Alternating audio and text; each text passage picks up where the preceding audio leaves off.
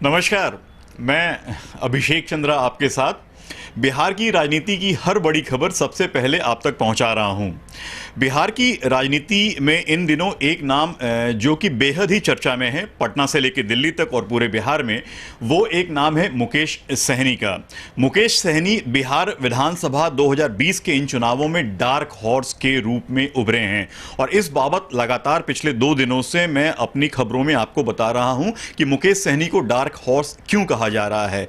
देखिए, आज से 5 साल पहले, 4 साल पहले जब मुकेश सहनी को मैं जानता था तो एक सामान्य कार्यकर्ता के रूप में जानता था, लेकिन अब मुझे डार्क हॉर्स इसलिए कहना पड़ रहा है। डार्क हॉर्स यानी कि वो एक ऐसा व्यक्ति, वो एक ऐसा घोड़ा जो कि बिल्कुल आखिरी वक्त में सामने आता है और सबको अचंभित कर देता है। जिस तरीके से बीजेपी ने पूरे एनडीए के कुनवे में मुकेश की पार्टी को 11 सीट दिया है, साथ ही साथ एक एमएलसी का सीट भी दिया है, इसमें अगर मुकेश सहनी को बिहार विधानसभा चुनाव 2020 का डार्क हॉर्स कहा जाए तो अनुचित नहीं होगा। हमारे साथ इस वक्त एक्सक्लूसिव इंटरव्यू के लिए मौजूद हैं खुद बिहार के डार्क हॉर्स मुकेश सहनी। मुकेश जी, सबसे पहले बहुत स्वागत है आपका।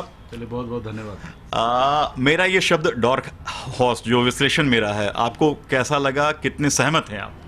मैं 100% सही सहमत हूँ, क्योंकि खास करके जिस समुदाय से हम आते हैं, जिस पिछड़े से हम आते हैं, तो जल्दी हम पे कोई दाव नहीं खेलना चाहते हैं। लेकिन इस 2020 में निश्चित तौर पे एनडीए में खास करके देश के प्रधानमंत्री नरेंद्र मोदी जी, गृह मंत्री अमित शाह जी ने हम पे भरोसा भी जताए हैं और हमें अच्छा सम्मान भी मिला है। और मैं इस सम्मान का हकदार हम अभी से नहीं, 1947 से लेकर अभी तक है, लेकिन सम्मान नहीं मिलता था। तो इस बार हमने मेहनत किया और पूरे ताकत के साथ अपने वजूद को हमने बनाया, खड़ा किया और फिर लोगों को, मतलब पॉलिटिकल पार्टी को लगा कि नहीं, वाकई में इनके पास ताकत है और ये जीत सकता है। तो उन्होंने गले लगाया और मेरे पर दाव चल रहे हैं और निश्चित तौर पे ये जीत के भी मैं दिखाऊंगा 2020 में, और एनडीए गठबंधन चुनाव जीतेंगे 2020 में और नीतीश जी के नेतृत्व में बिहार में सरकार बनना तय है। नीतीश जी के नेतृत्व में बिहार में सरकार बनना तय है। आप ऑनर्ड फील कर रहे हैं, खुद को सम्मानित फील कर रहे हैं 11 सीट मिलने के बाद? जी हाँ, क्योंकि जिस जगह पे आपको पता ही है कि जिस गठबंधन में हम थे और लास्ट आवर में उन्होंने मेरे साथ जिस तरीके से चीटिंग किया, धोखा दिया, पीठ में खंजर भोंकने का काम किया, तो उस जगह पे मेरे पास ऑप्शन कुछ नहीं था और उस जगह पे किसी ने मलहम लगाने का काम किया। तो वो मेरे लिए बहुत सम्मान की बात है कि हमें अच्छे लेवल पे उन्होंने सम्मान दिया। 2 अंक में विधानसभा का सीट मिला और एक एमएलसी मिला है। तो ऐसे जगह पे हम गृह मंत्री जी को धन्यवाद दूंगा कि उन्होंने हम पे भरोसा जताया और हमारी पार्टी को इतना बड़ा सम्मान दिया है और निश्चित तौर पे ये सम्मान हम सूद समेत उनको वापस करेंगे। सूद समेत आप वापस करेंगे। फाइनल डिसीजंस किनका था? आप अमित शाह जी का नाम अभी ले रहे हैं, नरेंद्र मोदी भी होंगे। फाइनल अप्रूवल आपको बिहार के बीजेपी से मिला है या फिर टॉप लीडरशिप जो दिल्ली में बैठी हुई है उनके नेताओं से मिला है? क्योंकि डबल डिजिट में हम लोग भी आकलन कर रहे थे, 7-8 का आकलन कर रहे थे, to be very frank and honest. लेकिन फिर भी ये किनका डिसीजन है? केंद्रीय नेतृत्व का है और पार्टी में तो राय विचार लेके ही भारतीय जनता पार्टी में जो भी निर्णय होता है और एनडीए में जो भी निर्णय लिए, माननीय नीतीश जी भी होंगे इस निर्णय के साथ। लेकिन भारतीय जनता पार्टी में टॉप नेतृत्व गृह मंत्री साहब श्री अमित शाह जी से मुलाकात हुआ और उन्होंने नंबर देके और इतना बड़ा सम्मान दिए। तो कुल मिला के राज्य से भी उन्होंने फीडबैक वगैरह सब लिए रहेंगे, ऐसे तो नहीं किए रहेंगे, लेकिन गृह मंत्री साहब का इसमें स्पेशल रहा है इस मामले में। मुकेश जी, राजनीति बिहार में बहुत तेजी से बदल रही है। 3-4-5 दिनों में अगर आप देखें, चिराग पासवान से मेरा अगला सवाल होने वाला है। एक आकलन ये भी कहा जा रहा है कि चिराग अच्छा परफॉर्म कर सकते हैं इस बार। बीजेपी के और आरएसएस के जो नेता हैं वो चिराग पासवान, जैसे कि आपने सुना होगा राजेंद्र सिंह के बारे में, उषा विद्यार्थी के बारे में, ये जो लोग हैं, खुद रामेश्वर चौरसिया, ये तमाम हार्डकोर आरएसएस और बीजेपी के लोग हैं। उम्मीद नहीं की जा सकती थी कि ये बुरे वक्त में भी छोड़कर जाएंगे और टिकट के लिए नोखा, दिनारा, सासाराम में वैसे इलाकों से लड़ेंगे। अब एक फैक्टर, एक आकलन मेरे जैसे पॉलिटिकल पंडित जो कर रहे हैं वो ये कह रहे हैं कि हो सकता है कि पोस्ट इलेक्शन जो है बीजेपी नीतीश कुमार से दरकिनार खुद को करे, ऐसी कुछ संभावना आपको समझ में आ रहा है? नहीं, बिल्कुल ही ऐसी कोई संभावना नहीं है। और मजबूती से एनडीए का जो नंबर चाहिए उस नंबर से काफ़ी आगे रहने वाला है। और ये सब चीज़ें हवा में चल रहे हैं, इस बात से कोई लेना देना नहीं है गठबंधन में, एनडीए में। और नीतीश जी के ही नेतृत्व में सरकार बनना है। और कई बार भारतीय जनता पार्टी और एनडीए में कई नेता ने कह चुका है कि हमारा जो गठबंधन में है, 4 दल वीआईपी, हम, भारतीय जनता पार्टी और जेडीयू, ये 4 के अलावा 5वां से किसी से कोई संबंध नहीं है। और इतना तक सब सारे लोग बोल दिए हैं, तो इस पे बचा कुछ नहीं है।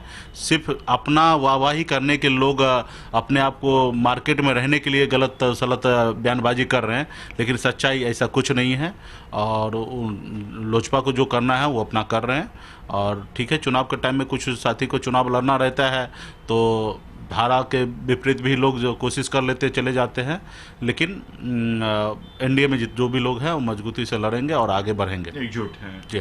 चलते चलते आखिरी सवाल है मुकेश, कि हम ये आपसे समझना चाह रहे हैं, 11 सीट पे आप लड़ रहे हैं, हम आपको शुभकामना देते हैं कि सभी 11 सीट जीत करके आप आएँ। अपने लिए आप सेमरी बख्तियारपुर से हैं, कुछ मंत्री पद के लिए भी सोच रहे हैं? नहीं, मैं तो चुनाव लड़ रहा हूँ। और ख़ास करके स्पेशल नीतीश जी का से जब हम मिले, आशीर्वाद लिए, तो उन्होंने इच्छा जाहिर किया कि आप चुनाव लड़ के जीत के आइए मैदान में से।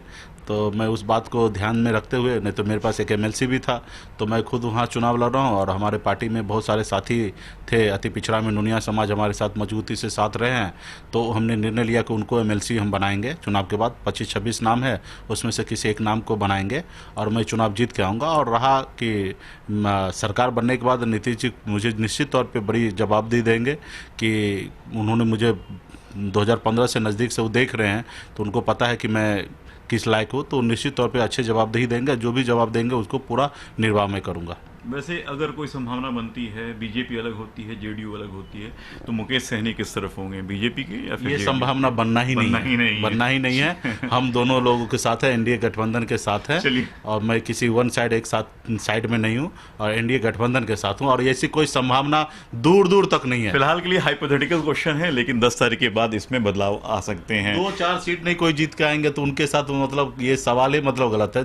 2 भी अंक नहीं पूरा पकड़ पाएंगे कोई। अच्छा मुकेश, एक सवाल आपसे ये जानना चाहूँगा, मैं आमतौर पे आपके कद के जो नेता हैं, हम देखते 11 सीट है, वो 2-2 जगह से चुनाव लड़ते हैं। पिछली बार जीतन राम मांझी ने 2-2 जगह से चुनाव लड़ लिया था, इमामगंज से भी और यहाँ से भी। आपने केवल सेमरी बख्तियारपुर सीट रखा है। ये मेरा अपना खुद का पॉलिटिकल एनालिसिस है। इसका मतलब है कि जीत को लेकर आप 100% श्योर हैं? जीत सुनिश्चित 100% है, और जनता का सहयोग भी मिल रहा है, प्यार भी मिल रहा है, और मुझे जीत सुनिश्चित नजर आ रहा है, और इसलिए हमने एक जगह से चुनाव लड़ा। चलिए, हमारी पूरी शुभकामना आपके साथ में है। तो ये थे हमारे साथ एक्सक्लूसिव बिहार के आज की तारीख में डार्क हॉर्स मुकेश सहनी पूरे कॉन्फिडेंट हैं अपनी सीटों पर जीत के लिए, अपनी सेमरी बख्तियारपुर सीट की जीत के लिए। और साथ ही साथ उन्होंने प्रधानमंत्री नरेंद्र मोदी और साथ ही साथ बिहार के मुख्यमंत्री नीतीश कुमार के नेतृत्व में भी आस्था जताई है। पटना से वीडियो जर्नलिस्ट अजय के साथ मैं अभिषेक चंद्रा, सिटी पोस्ट।